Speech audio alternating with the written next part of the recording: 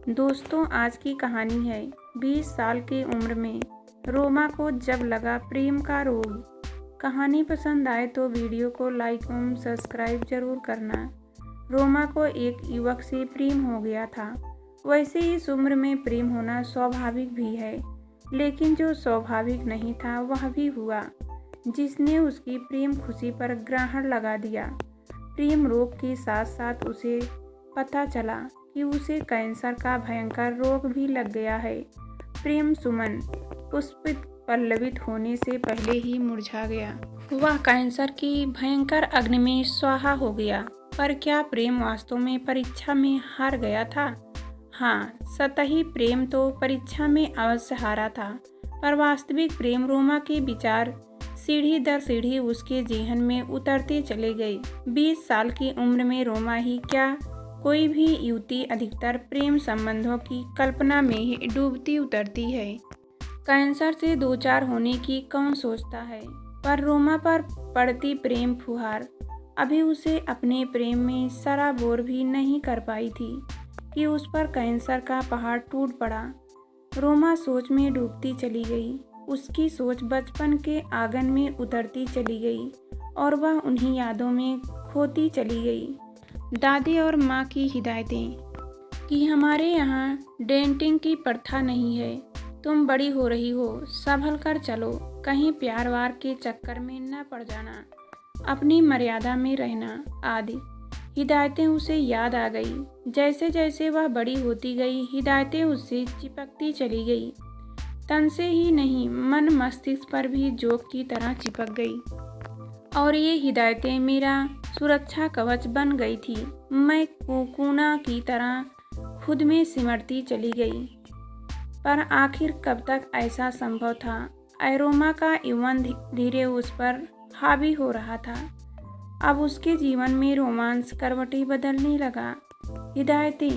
हिदायतें बनकर ही रह गई। अब यौवन के कदम उसकी दहलीज नागने लगे और एक दिन उसने सौम के प्यार में खुद को बांधा पाया। सौम के प्यार का बंधन कुछ और कसता। इसके पहले ही रोमा पर कैंसर के डायग्नोज ने कहर ढा दिया। जिस प्यार के बंधन को वह अटूट समझने लगी थी, वह इस डायग्नोज के उसके शरीर की तरह ही छत विच्छित होने लगा। उसमें दरार पड़ने लगी। रोमा न तो कैंसर से लड़ पा रही थी और न ही प्यार के इस टूटते बंधन से। दोनों ही अनुभूतियाँ उसके जीवन में नई थी। दोनों से ही पार पाना उसे अपनी क्षमता से परे लग रहा था।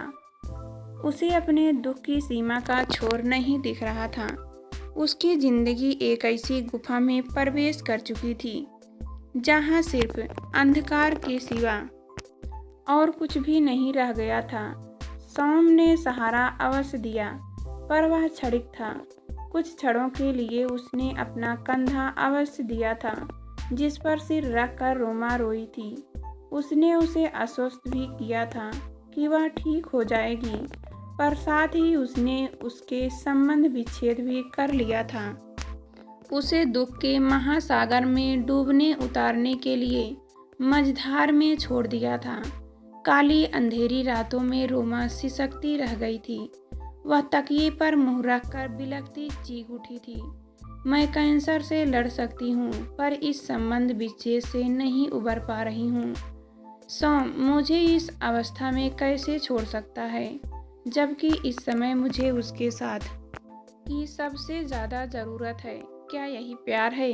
यह कैसा प्यार है? रोमा आंसुओं के सैलाब में डूबती चली गई। कीमोथेरेपी ने उसकी शारीरिक रूपरेखा ही बदल दी। अपने जिन लंबे काले बालों पर उसे नाज था, उन्होंने भी उसका साथ छोड़ दिया। शारीरिक संरचना बदलने लगी थी। बालों में हाथ की उंगलियां घुमाने की जगह गंजी खोपड़ी की कड़ी जमीन पर घूमती उंगलियां उसे यथार्थ के ठोस धरातल पर पटक देती।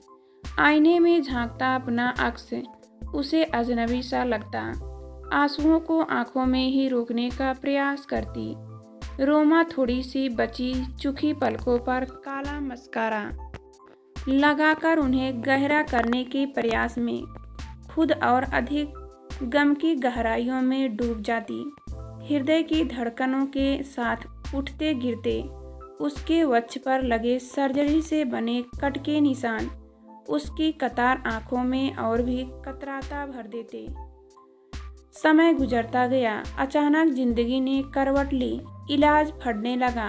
पलकों और भौहों में कुछ और बाल जुड़ने लगे। गंजी खोपड़ी पर रखी निकली बिग की भी अब जरूरत नहीं थी। अब स्थिति कुछ कुछ सामान्य होने लगी।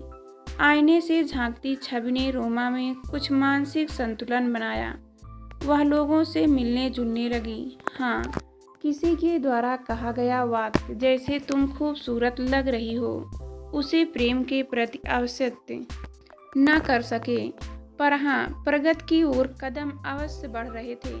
लेकिन कुदरत को तो कुछ और ही मंजूर था। प्रेम प्रगति की ओर बढ़ने वाले कदम दोबारा रोग की ओर घसीटने लगे। जिस सुख के सागर को तौर कर वह किनारे लगने लगी थी, उसकी उलताल रंगों ने उसे फिर अपनी ओर वापस खींचना शुरू कर दिया। स्तन कैंसर का सर्प दोबारा अपना फन उठाने लगा। विधि का विधान भी अजीबोगरीब परिस्थितियां उत्पन्न कर देता है। इस रोग ने जहां रोमा को दुख दिया, वहीं अपने प्यार से भी मिलवाया। 4 साल बाद जहां स्तन कैंसर ठीक होते होते दोबारा वापस आ गया, वहीं उसने रोमा का पथ पेंटर समीर से भी जोड़ दिया। समीर अपनी नई पेंटिंग पर काम कर रहा था। उसने रोमा को अपनी कला प्रेरणा बनाने के लिए प्रोत्साहित किया। समीर देखने में तो सामान्य लगता था, पर था वह ज्ञान का भंडार। वह रोमा को रोग से लड़ने के नए नए तरीकों से अवगत कराता रहा। उसमें रोग से लड़ने की हिम्मत भरता रहा। धीरे धीरे वह रोमा के जीवन का हिस्सा बन गया। रोमा और समीर एक दूसरे के करीब आते गए। रोमा समीर के विनम्र स्वभाव से काफी प्रभावित थी।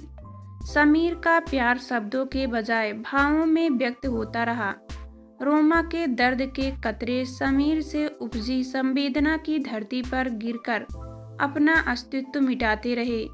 रोमा एक और दोबारा प्यार में पदार्पण करने से घबरा रही थी, पर दूसरी ओर समीर के स्वाभाविक गुणों से उसकी ओर खिंचती चली जा रही थी। प्रीड़ा से पार्टनर में बदलना रोमा के लिए आसान न था, क्योंकि भावनात्मक संवेदनाओं से वह भयभीत थी। स्वयं द्वारा दिया गया प्यार का अनुभव बार बार उसके इस तरफ बढ़ते कदमों को रोक लेता था। पर धीरे धीरे रोमा समीर के बढ़े हुए हाथों की ओर डगमगाते कदमों से बढ़ने लगी, और एक दिन उसने उन विश्वस्त हाथों को थाम ही लिया। रोमा के आंसुओं की बाढ़ को समीर ने अपनी करुणा से पूछा। जब भी रोमा हतोत्साहित हुई, समीर ने उसका उत्साह बढ़ाया। जब दुख से कातर हुई तो समीर ने उसे अपने अंक में समा सांत्वना दी। जब भी वह निराशा के गर्त में गिरी, समीर ने उसे वहां से निकाल आशा का दामन थमाया कि वह इस रोग से अवश्य मुक्त पालेगी। जब पीड़ा से रोमा के अंग दुखे तो समीर ने अपने हाथों से उसकी शारीरिक पीड़ा व अपनी संवेदना से उसकी मानसिक पीड़ा को कम करने का प्रयास किया।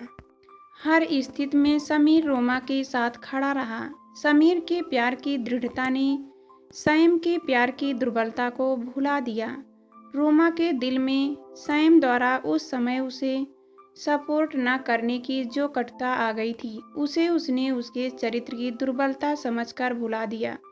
उसे अमच्योर लव यू की संज्ञा से प्यार के उन अनुभव को झटक दिया। इस बार रोमा जहां कैंसर की लड़ाई में पीछे नहीं हटी, वह समीर के प्यार के रंग में सराबोर हो उस पर निहाल हो गई, धन्य हो गई। असली प्यार क्या होता है? समीर के प्यार में रोमा ने उसका दर्शन, उसका अनुभव कर लिया था।